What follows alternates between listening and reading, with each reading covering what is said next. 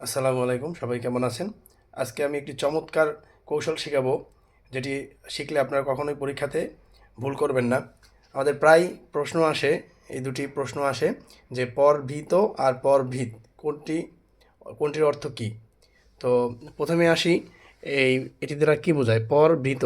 এটার অনেকে উচ্চারণ ভুল করে যে এটাকে বলা হচ্ছে দুটোই একই রকম উচ্চারণ করে, কিন্তু আসলে উচ্চারণ হচ্ছে পরভৃত। এটার উচ্চারণ হচ্ছে পরভৃত, আর এটা হচ্ছে পরভৃত। পরভৃত আর পরভৃত, এটা হচ্ছে পরভৃত। পরভৃত মানে হচ্ছে যে অন্যকে লালন পালন করে, মানে অন্যকে প্রতিপালন করে। আর এটা হচ্ছে পরভৃত মানে হচ্ছে যে অন্যের দ্বারা প্রতিপালিত হয়। তাহলে হচ্ছে এটা কিভাবে মনে রাখবো আমরা? পরীক্ষাতে তো এটা তো গেল বেসিক আলোচনা, কিন্তু পরীক্ষাতে আমরা কিভাবে মনে রাখবো? তখন তো আমাদের হচ্ছে কনফিউশন তৈরি হবে।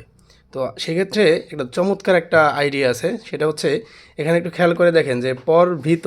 পরভীত হচ্ছে কি, এটা পূর্ণ ত দিয়ে লেখা, আর এটা হচ্ছে পরভীত হচ্ছে খণ্ড ত দিয়ে লেখা। আমি যেটা মনে রাখতাম এভাবে যে এটা হচ্ছে পূর্ণ ত, তার মানে এটাকে আমি মনে ধরতাম হচ্ছে ভালো ত, মানে আমার মনে রাখার সুবিধার জন্য আর কি, এটা ভালো তো ধরতাম। আর এটা অর্ধেক তো, মানে এটা খারাপ তো।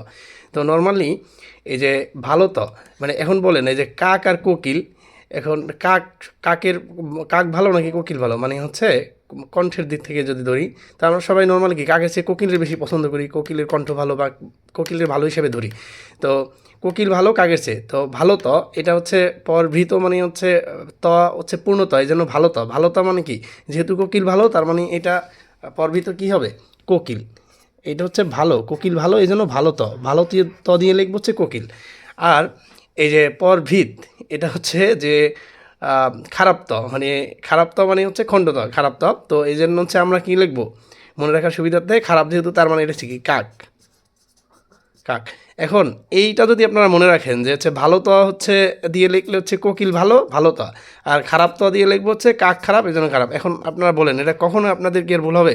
কখনোই ভুল হবে না, ঠিক আছে? এরকম প্রতিটা জিনিস, প্রতিটা বিষয় যদি আপনারা হচ্ছে একটু আহ, খেয়াল করে পড়াশোনা করেন বা মনে রাখার কৌশলে পড়াশোনা করেন, তখন আপনাদের আর পরীক্ষার সময় কনফিউশন কখনোই তৈরি হবে না, এবং একবার পড়লে আর কখনও সারা জীবন মনে থাকবে।